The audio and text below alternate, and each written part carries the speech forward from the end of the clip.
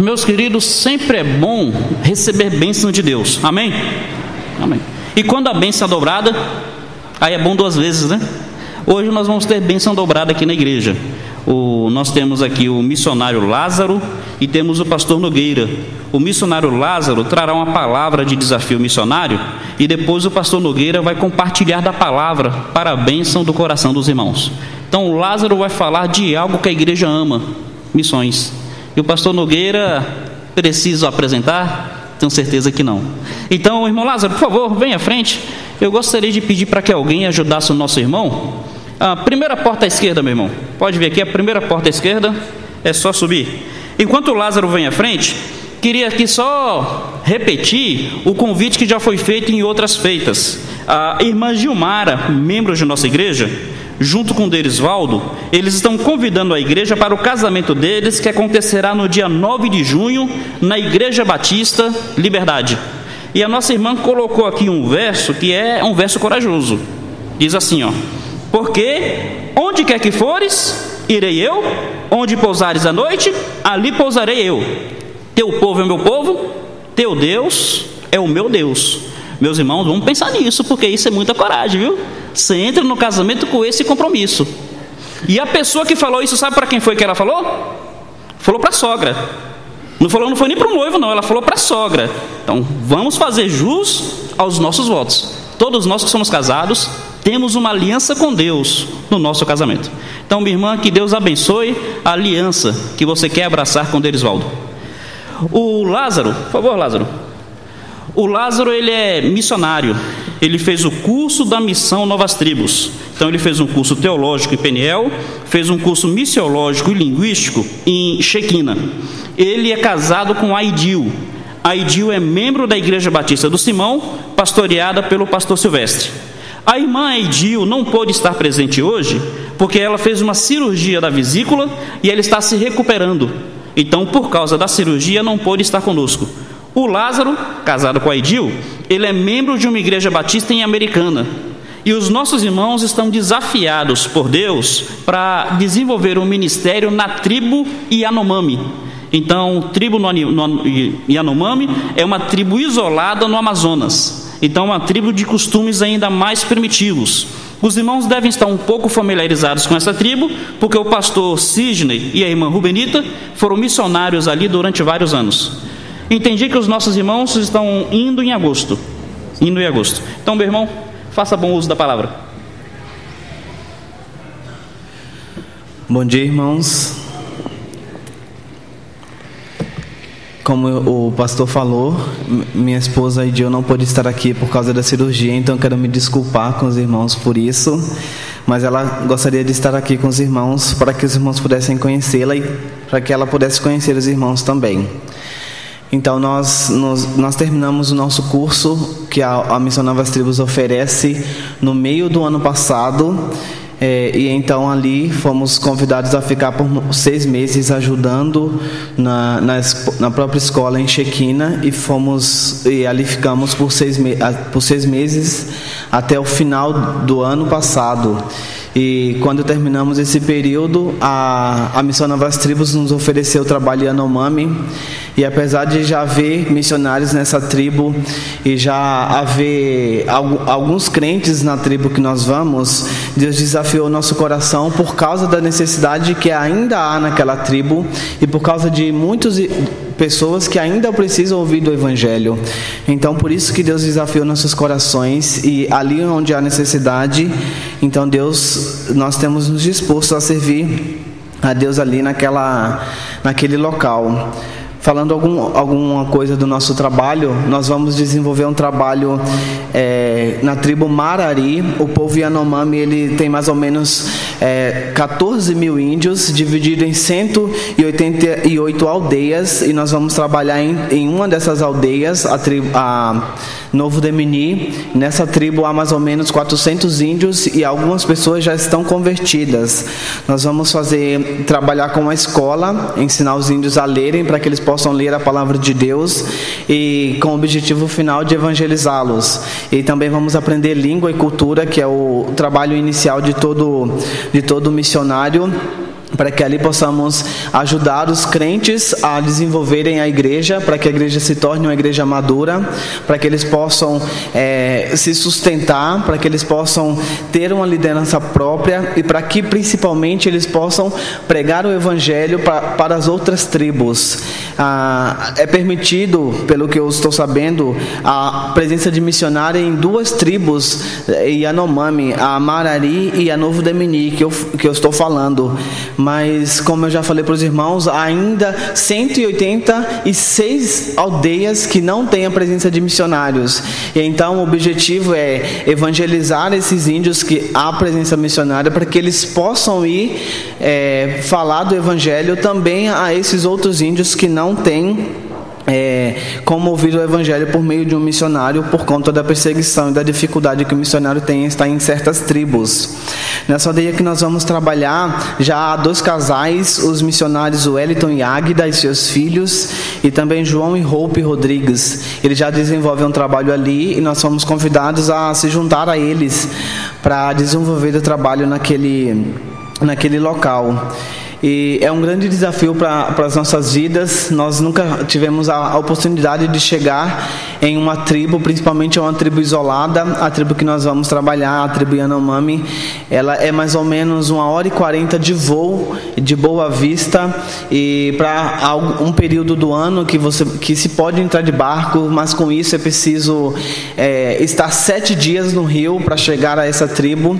Então é uma tribo bastante isolada, e Deus tem desafiado os nossos corações a servir a Ele naquele trabalho. E eu gostaria de desafiar os irmãos também quanto à necessidade de pregar o Evangelho, quanto à necessidade de ir a essa tribo. Eu e essa equipe somos um número reduzido. A Missão Novas Tribos, a qual eu sou afiliado, há um número reduzido de pessoas, de missionários, mas o campo ainda é muito grande. Ainda há muitas almas a serem alcançadas para o Senhor, e ainda há poucas pessoas para pregar o Evangelho.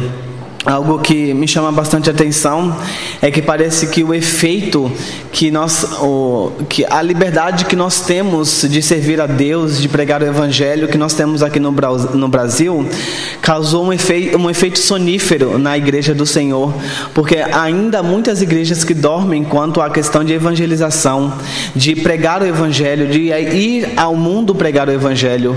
Ainda há muitas pessoas na igreja do Senhor que ainda dormem quanto a essa nossa responsabilidade. Eu gostaria de desafiar os irmãos a abrirem os seus olhos e verem que ainda muitas pessoas que precisam ser alcançadas pelo nosso Senhor, pelo Evangelho de Cristo. Nós temos a tendência a pensar e a justificar as nossas atitudes diante de Deus.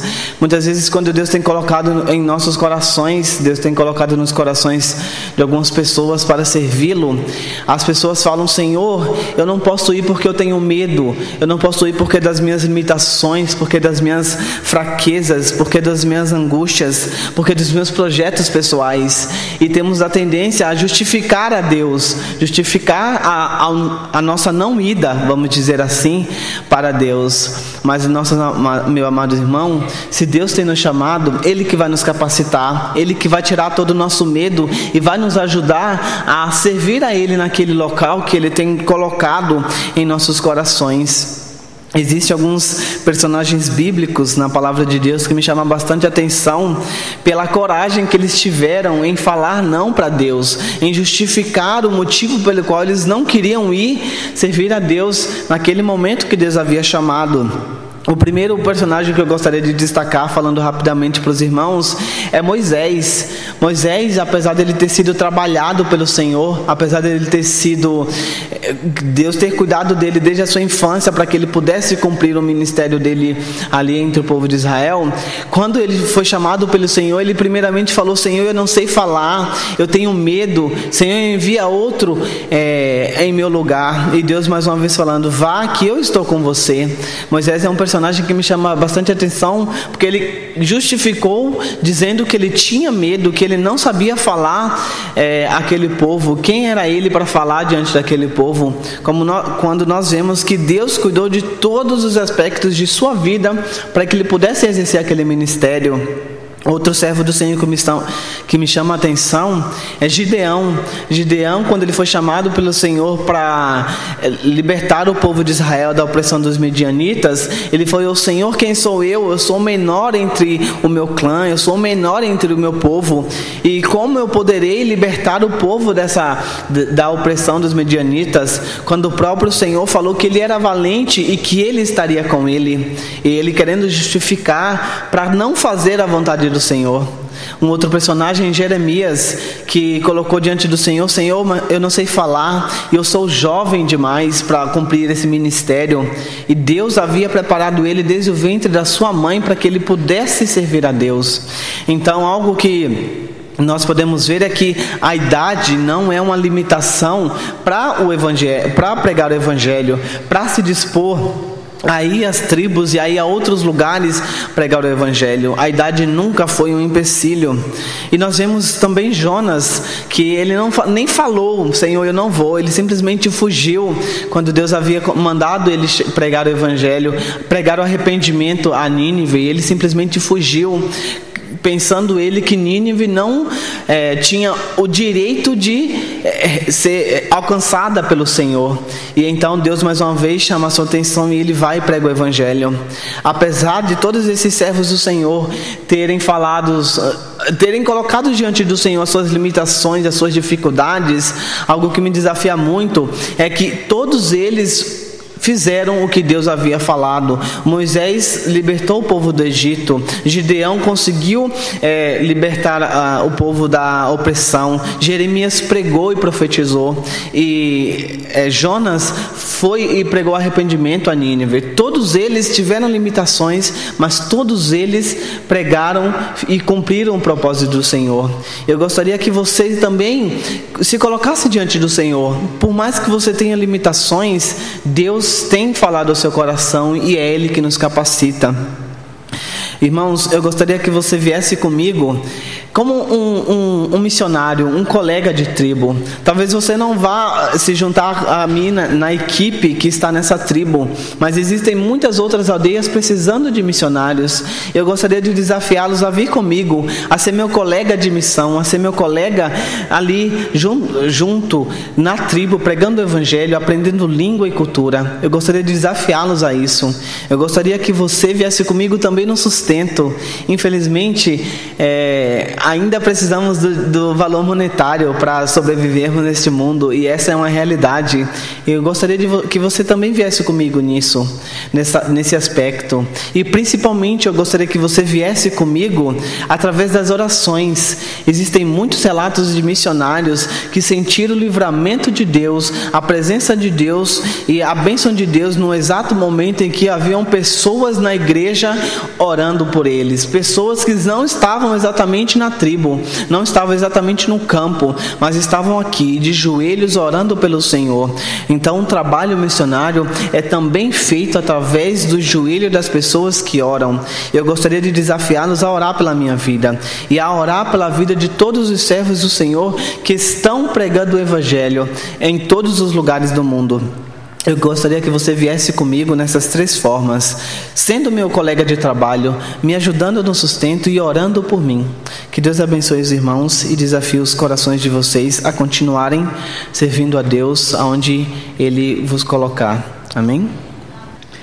Meus queridos, eu conheço um pouco da história do Lázaro e ele não sabe que eu conheço. Então eu conheço porque assim eu converso com algumas pessoas, eu conheço um pouco o pastor Silvestre, conheço a realidade da Missão Novas Tribos, e no final eu gostaria de fazer um desafio à igreja. Pedi até para o Lázaro não sair, para o Lázaro aguardar conosco aqui. Então no final eu vou convidar o Lázaro aqui à frente e queria fazer um desafio à igreja. Os irmãos fiquem em oração pelo desafio que nós faremos no final. Enquanto isso, o pastor Nogueira, ele está aqui vindo à frente, está ali sendo auxiliado pelo irmão Davi e o irmão Sérgio. Eu estava pensando assim, em pedir para alguém auxiliar. Eu pensei em chamar uns 3 ou 4 irmãos. Aí eu vi Helenilton ali, eu falei, não, vou chamar só Helenilton, que já dá conta do recado, né? Mas aí os irmãos se adiantaram. Agradeço a boa vontade dos nossos irmãos. Meus queridos, eu conheço o pastor Nogueira. Ele não sabe disso, mas eu conheço ele desde do ano de 1990. Então o que acontece? O pastor ele é conhecido na cidade. E assim, eu tinha uns 14, 15 anos, conheci o pastor Nogueira e ele não me conhecia, porque eu era membro da Igreja Batista Liberdade. E eu assim, sempre fui um pouco brincalhão, sempre com respeito ao homem de Deus. Eu encontrava o pastor Nogueira em algum lugar assim, eu falava, pastor Nogueira, como é que o irmão está? Como se ele me conhecesse. Aí o pastor fazia aquele rosto de interrogação, quem é esse irmão? Como é que o senhor está, pastor? E a família? A igreja está boa? Brincando com ele assim, sabendo que ele não me conhecia. Eu falava, não pastor, é brincadeira, o irmão não me conhece não, é que eu sou membro de outra igreja. E algo que sempre me abençoou no pastor Nogueira foram 2 coisas: a sua humildade, um homem assim que realmente demonstra aquela mansidão que Jesus Cristo fala, e outra coisa assim, a sua percepção de verdades espirituais que às vezes me passam despercebidas no texto bíblico. Leio o texto, conheço o texto, aí o pastor prega sobre esse texto, ele me mostra coisas que eu não tinha visto ainda. Quer dizer, é um dom que Deus deu ao nosso pastor. Então, com muita alegria, eu quero convidar o pastor aqui a assumir o púlpito para compartilhar verdades espirituais ao coração do povo de Deus. Pastor Nogueira, fique à vontade. Irmãos, eu agradeço essa oportunidade que é nos dada mais uma vez aqui de compartilhar com os irmãos aquilo que Deus tem posto em nosso coração. Agradeço muito a atitude dos irmãos que continuam orando em meu favor. Sempre estou encontrando os irmãos e eles dizem: olha, estamos orando por você. Muito obrigado, irmãos, por esta bênção de poder ser alvo das orações da igreja. Que Deus recompense a cada um. Quero informar aos irmãos que meu estado físico está estabilizado. A dificuldade que eu enfrento é com relação aos movimentos do corpo, sobretudo das pernas. O derrame que eu tive afetou esse lado do cérebro que comanda os movimentos. Mas o resto, graças a Deus, está tudo bem. O Dr. Samuel Brito fez uma bateria de exames de laboratório e outros recentemente, e nós estivemos lá na última oportunidade para ele ver o resultado dos exames e não havia realmente nada fora do lugar, nada de errado.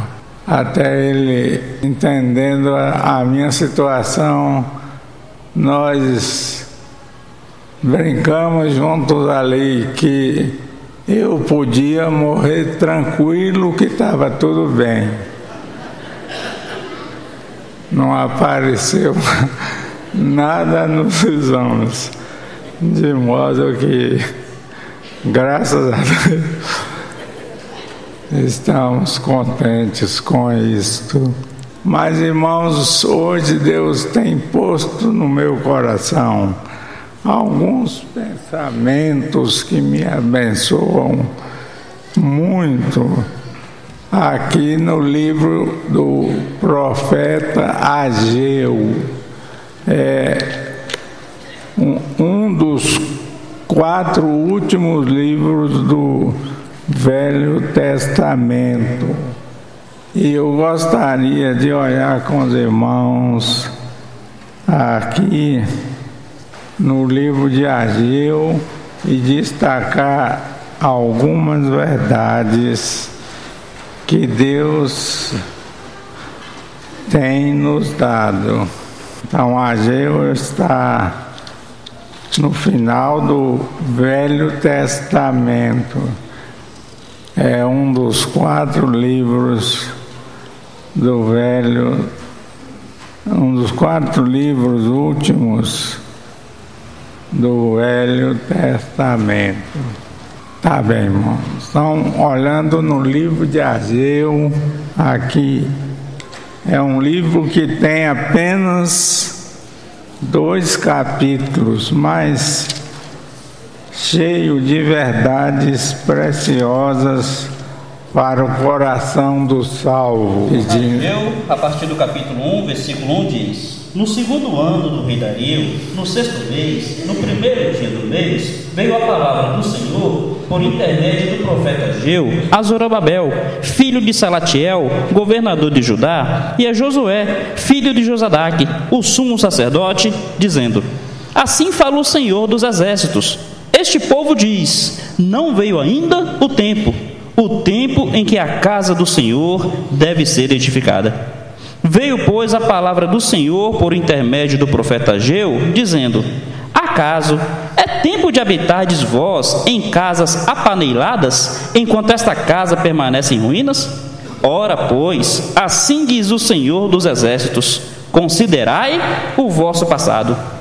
Tendes semeado muito e recolhido pouco. Comei, mas não para fartar-vos. Bebei, mas não para saciar-vos. Vesti-vos, mas ninguém se aquece. E o que recebe salário, recebe-o para pô-lo no saquetel furado. Amém. A palavra de Deus até aqui por enquanto. Podeis assentar-vos, irmãos. Irmãos, desculpem. Há dias que as pernas realmente estão pedindo socorro. E hoje é um desses dias. Mas eu vou, sendo breve, compartilhar algumas verdades aqui que Deus tem nos dado. Esse livro de Ageu, já falei, é um dos 4 últimos do Velho Testamento. E ele, irmãos, revela verdades profundas do nosso coração, do coração humano, com relação à vontade de Deus. Primeira coisa que aparece aqui é que Deus conhece o tempo de administrar a sua vontade na nossa vida. E a sabedoria do salvo reside nisto. Ele discernir o tempo de Deus para a sua vida. Irmãos, a nossa vida só vai ter sentido se ela estiver de conformidade com o propósito, com o plano de Deus para a nossa vida. Não é bom que o salvo administre o seu tempo, a sua vida, as suas atividades de modo independente com a vontade de Deus. Aqui Deus refere ao povo de Israel, dizendo: este povo diz, ainda não chegou o tempo em que se deve construir a casa de Deus. Então, Deus tinha um projeto para o povo que era construir o seu templo, mas a reação do povo era esta: ainda não chegou o tempo de Deus. Irmãos, imaginem uma atitude desta: o homem julgando Deus com relação à vontade dele para a vida do povo. Nós precisamos ter muito cuidado, irmãos, para não cairmos nesse aspecto, o aspecto de julgarmos Deus. Aqui o profeta Ageu diz que Deus está realmente sentindo a atitude do povo em julgar Deus com relação ao momento da construção do templo de Deus. Eu quero dar muitas graças a Deus aqui, porque esta igreja entendeu realmente o privilégio que é o fato de adorar a um Deus que se alegra com um bonito templo. Oh, irmãos, eu acompanhei a construção desse templo aqui. Me lembro daquela ocasião, o pastor Gerson Rocha liderava aquelas campanhas de construção. Aí a igreja foi aos poucos erguendo este monumento, que depois de construído em 66, se tornou um dos mais belos templos do Brasil. Porque foi feito, irmãos, eu me lembro, dentro do espírito de fazermos o melhor para Deus.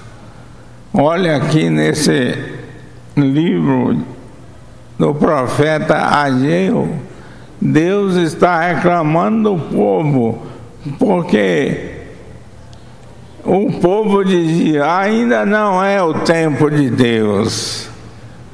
O tempo para a construção do templo ainda não chegou, como se Deus dependesse da sabedoria do povo e não da sua própria sabedoria. Nós precisamos, meus irmãos, ter cuidado para não termos esta atitude, a atitude de questionar Deus com relação àquilo que Ele tem nos revelado ser a vontade dEle. Oh, irmãos, quando nosso coração se curva perante Deus e reconhece a sua sabedoria em nos dirigir, em nos guiar, em fazer a sua vontade, nós somos uma pessoa bem-sucedida neste mundo. Deus aqui está fazendo as suas reivindicações nesse livro, querendo um templo para ser adorado de modo certo, porque Ele, como um Deus, não estava sendo verdadeiramente adorado num lugar conveniente. O povo de Israel não tinha um templo próprio para adorar a Deus. Tinha um tabernáculo de lona, feito ainda no deserto, para adorar a Deus. E aqui Deus faz esta reivindicação: é o meu tempo de construir um templo para minha adoração. Mas o povo que não conhecia Deus não estava com o espírito certo e dizia: ainda não chegou o tempo em que se deve construir um templo para Deus. Irmãos, eu gostaria de chamar a nossa atenção aqui nesta manhã. Será que nós também não temos passado para Deus esta impressão que ainda não é o tempo de Deus fazer a vontade dEle na minha vida? Irmãos, entendem? É bom que nós entendamos esse livro do profeta Ageu, porque ele nos ajuda a sondar o nosso coração e nos fazer entender se nós estamos vivendo em conformidade com o que Deus tem para a nossa vida. Deus aqui está reclamando do povo. Este povo diz: ainda não chegou o tempo o tempo em que se deve construir a casa de Deus. É bom ter cuidado, irmãos, para nós não sermos achados em falta diante de Deus com relação à vontade dele para a nossa vida. Aqui nesse livro aparecem algumas verdades que eu gostaria de chamar a atenção dos irmãos, mas infelizmente a saúde hoje acabou não nos ajudando a nos mover na direção que gostaríamos. Mas fica, irmãos, aqui esta verdade preciosa do livro de Zacarias. É bom que nós entendamos, que possamos discernir o tempo de Deus na nossa vida. Isto é, que vivamos cada dia de acordo com o propósito que Deus tem para nós neste mundo.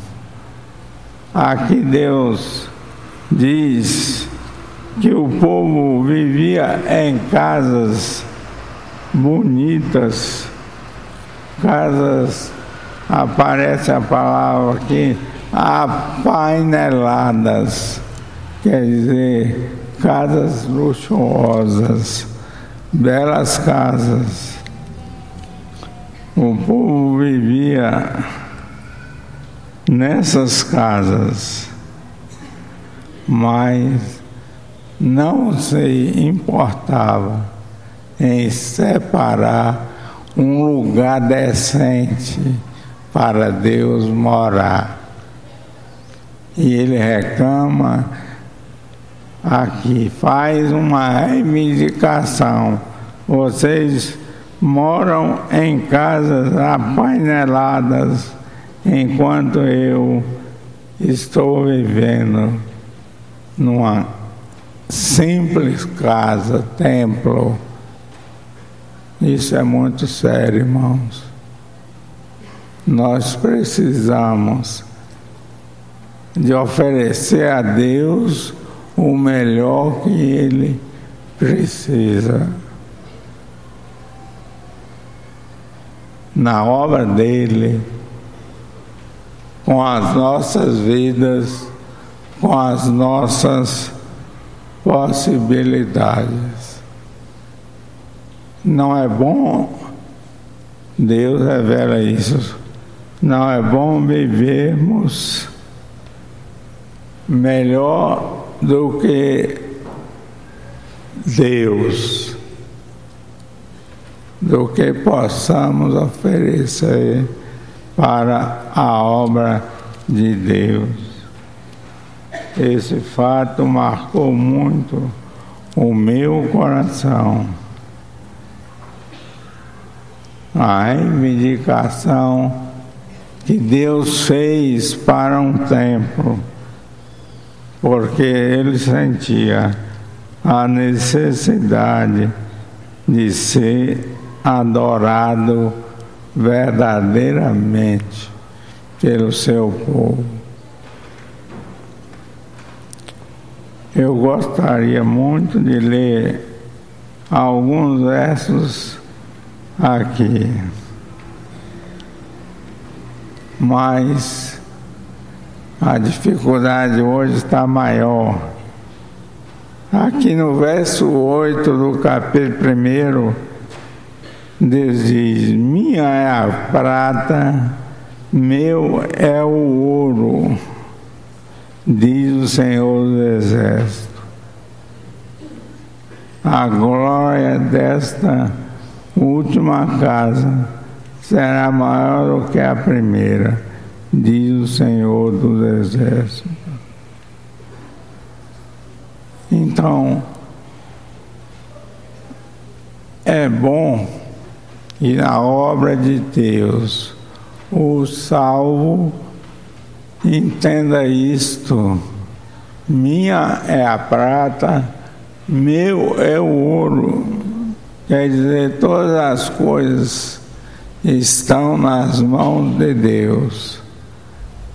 E nós tenhamos o temor de administrar aquilo que Ele nos concede, para que não deixemos de entregar a Deus aquilo que precisa ser usado na obra dele.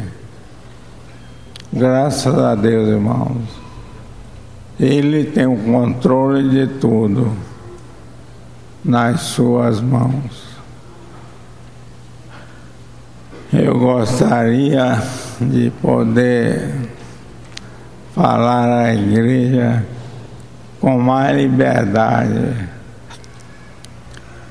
mas infelizmente hoje as minhas forças realmente estão fracas. Mas eu convido a igreja a ler em casa esse pequeno livro. São apenas 2 capítulos, para que os irmãos entendam a necessidade de podermos permitir que Deus administre a nossa vida, administre os nossos bens, de modo que o nome dele seja exaltado e glorificado. Vale a pena quando nós permitimos a Deus controlar a nossa vida e tudo aquilo que representa para nós este mundo, a fim de que Ele, Deus, tenha toda a liberdade para glorificar o seu nome na nossa vida. É bom, irmãos, pensar nisto para não perdermos a bênção de vivermos na vontade de Deus, conforme Ele deseja administrar a nossa vida neste mundo. Não apenas nós devemos entregar a Ele toda a nossa vida, mas nos alegrarmos com a maneira que Ele está nos administrando. Aquele povo dizia: não é tempo, é bom ter cuidado, irmão. Não é o tempo de Deus na nossa vida, não era o tempo de construir o templo de Deus. Esse é o grande perigo para nós espiritualmente. Não temos este discernimento espiritual de que Deus quer fazer isto ou aquilo na nossa vida e fugirmos da responsabilidade de servirmos ao Senhor. Irmãos, leiam esse livro em casa, 2 capítulos apenas. Peçam a Deus que lhe dê o entendimento certo daquilo que Ele quer fazer na sua vida, em todos os aspectos. Não reclame de Deus achando que é demais. Talvez até, irmãos, nós passemos o perigo de nos desviarmos da vontade de Deus, achando que Ele quer demais de nós, achando que Ele está pedindo muito. Irmãos, vamos ter cuidado com isso. Nossa vida inteiramente, o que nós somos, que representamos neste mundo, pertence ao Senhor, precisa ser usado por Ele para fazer aquele propósito que Ele desejar. Leiam este livro com este pensamento: a soberania de Deus em usar a nossa vida neste mundo. Não vamos cair no perigo que o povo de Israel na época passou, quando eles chegaram diante de Deus e disseram: isso que o Senhor quer de nós, que o Senhor está pedindo de nós, é muito, é demais. Não vamos permitir o Senhor fazer isso. Vamos ter cuidado, irmãos. No temor de Deus, andemos verdadeiramente na vontade dEle, naquilo que Ele pede de nós e deseja fazer de nós. Que Deus nos abençoe. Jesus Cristo, quando ensinou os discípulos a orar, Ele falou o seguinte: não é por muito falarmos que seremos ouvidos. Então Ele estava falando da nossa oração com Deus, mas a gente pode trazer também para a pregação. Eu creio que o nosso pastor, no pouco tempo que ele usou, ele conseguiu transmitir realmente a essência do que Deus queria dizer naquele texto. Meus queridos, um pregador precisa ter 4 coisas. Oratória. Ele tem que falar e as pessoas têm que entender.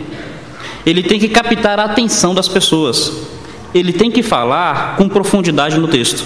Mas sabe qual a principal coisa que um pregador tem que ter? Piedade. Intimidade com Deus. Eu fico feliz de ver isso na vida do nosso pastor. A essência desse texto é essa, meus irmãos. Deus está chegando no povo e está dizendo: olha, minha casa está em ruínas, enquanto que a casa de vocês está uma maravilha, toda rebocada, toda ornamentada. E quando eu falo com vocês, vocês dizem que não é tempo de construir a minha casa. Consegue perceber que esse livro ele é bem atual? Meus irmãos, Deus está dizendo o seguinte: olha, para vocês, o de vocês é mais importante do que o de Deus. Às vezes nós fazemos isso, meus queridos. Se perguntasse para o povo: vocês acham que a casa de Deus não deve ser construída? O povo diria: não, a casa de Deus deve ser construída. Só que o povo dizia: não deve ser construída agora. Se nós perguntarmos aqui: devemos nos envolver com a obra missionária? Todo mundo vai dizer: devemos. E por que você não se envolve? O que a pessoa vai dizer? Eu não vou me envolver agora. É a mesma coisa que o povo estava fazendo com Deus. Não é tempo. E nisso Deus chamava o povo para fazer uma comparação. Olha, já que a minha casa está em ruínas, como é que está a casa de vocês? E a casa do povo estava toda apanelada. Meus queridos, às vezes nós cometemos esse erro. Nós temos tempo para tudo, menos para Deus. Nós nos envolvemos com tudo, menos com as coisas de Deus. Vou contar uma rápida ilustração, bem rápida mesmo. O pai, ele era fazendeiro, e ele, crente, queria ensinar o filho a se comprometer com a obra de Deus. Aí pegou um menino, tinha 10 anos, pegou 2 dúzias de ovos.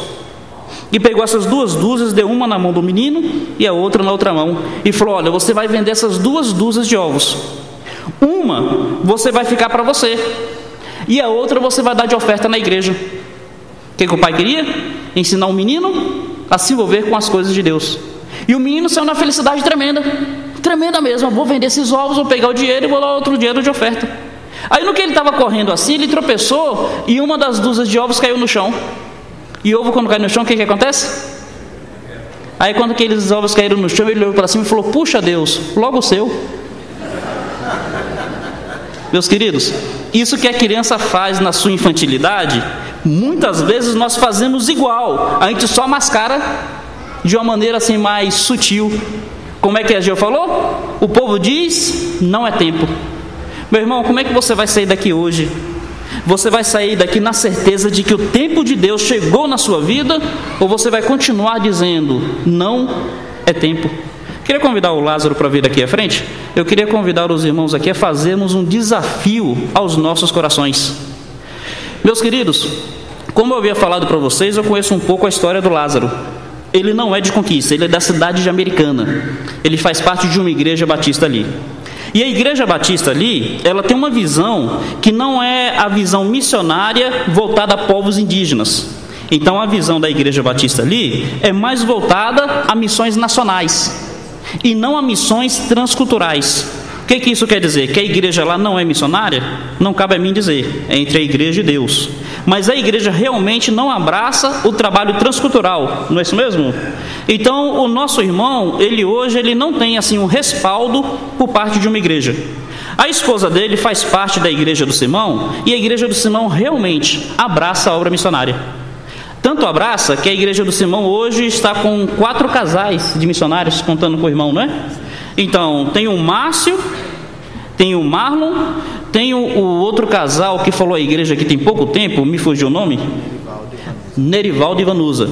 Então, é uma igreja de pequeno porte, é uma igreja de pouco poder aquisitivo, mas é uma igreja que tem procurado realmente se envolver com a obra de Deus.